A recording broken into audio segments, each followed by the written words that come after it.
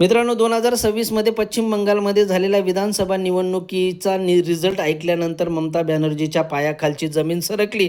Even Mamata बॅनर्जीच्या पायाखालचीच जमीन सरकली नाही, तर जगाचं सगळं लक्ष वेधलंय पश्चिम बंगालने. देशातील प्रत्येक व्यक्तीला आश्चर्य वाटतंय की ज्या ठिकाणी 15 वर्षापासून राज करत असलेली ममता बॅनर्जी आणि तिचा TMC पक्ष इतका मजबूत असून BJPने या ठिकाणी बाजी का मारली, याचे संपूर्ण कारण आपण या व्हिडिओमध्ये डिस्कस करणार आहोत. म्हणून व्हिडिओ इंटरेस्टिंग होणार आहे. व्हिडिओला पूर्ण बघायचं आहे. सगळ्यात पहिलं आणि महत्त्वाचं कारण म्हणजे महिला सुरक्षा. मित्रांनो, 2024मध्ये झालेला आर्जिकर कॉलेजला एका डॉक्टरवर अत्याचार आणि त्या ठिकाणी प्रशासनाने मिटवलेले ते सबूत, पोलिसांद्वारे मिटवण्यात आलेले सबूत आणि लोकांनी मोठे प्रश्नचिन्ह उभे केले, ते पण सरकारवर. आणि ममता बॅनर्जी त्या महिलेला चांगल्या प्रकारचा न्याय देऊ शकली नाही, म्हणून जनतेमध्ये नाराजगी निर्माण झाली. म्हणून पश्चिम बंगालची जी महिला आहे स्वतःला सुरक्षित मानत नाही आणि सगळी महिला जी मंडळी आहे ती ममता बॅनर्जी विरोधात गेली आणि ममता बॅनर्जीला मोठा धडा शिकवला. दुसरं आणि सगळ्यात महत्त्वाचं कारण म्हणजे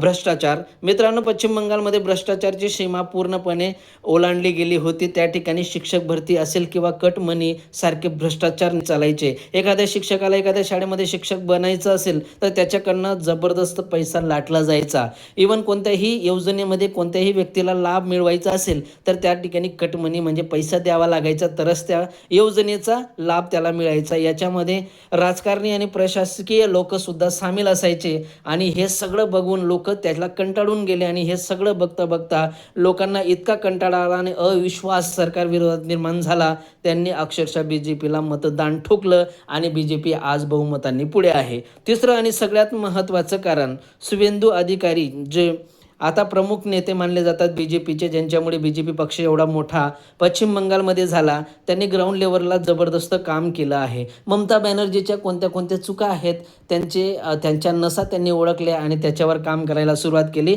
आणि म्हणून BJPला खतरनाक वोट मिळाले.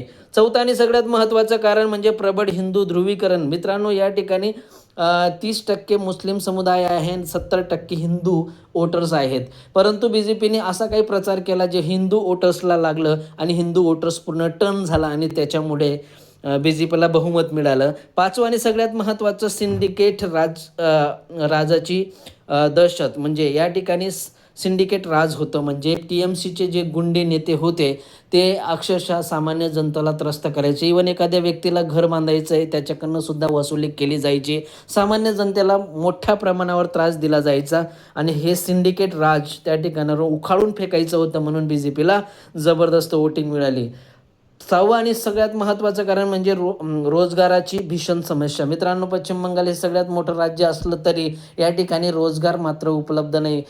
काम करण्यासाठी या ठिकाणावरून अनेक डॉक्टर्स, इंजिनियर दुसऱ्या राज्यामध्ये किंवा दुसऱ्या देशामध्ये स्थलांतरित होतात. या ठिकाणी कोणतेही असे प्रबळ कंपनीज वगैरे नाही आहे. त्याच्यामुळे लोक या ठिकाणी त्रस्त झाले आणि जे शिकलेला वर्ग आहे तो गव्हर्नमेंट विरोधात गेला. आणि पुढचं आणि सगळ्यात महत्त्वाचं कारण म्हणजे केंद्रीय दलाचा कडक बंदोबस्त. मित्रांनो, ज्या वेळेस निवडणुका व्हायच्या त्यावेळेस TMCचे गुंडे या ठिकाणी गुंडागर्दी करायचे. अनेक लोकांना वोटिंगच करू दिली जायची नाही.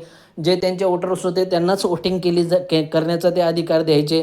म्हणून या गुंडागर्दीला कुठेतरी थांब बसला आणि त्या ठिकाणी लोकांना वोटिंग करू दिली, म्हणून जबरदस्त वोटिंग BJPला पडली. तर असे 7 कारणं प्रमुख महत्त्वाचे आहेत ज्यामुळे BJP पक्ष सर्वात मोठा पक्ष उभरून आला आणि TMCला सगळ्यात मोठा धक्का बसलेला आहे. तुम्हाला काय वाटतं कमेंट सेक्शनमध्ये नक्की कळवा.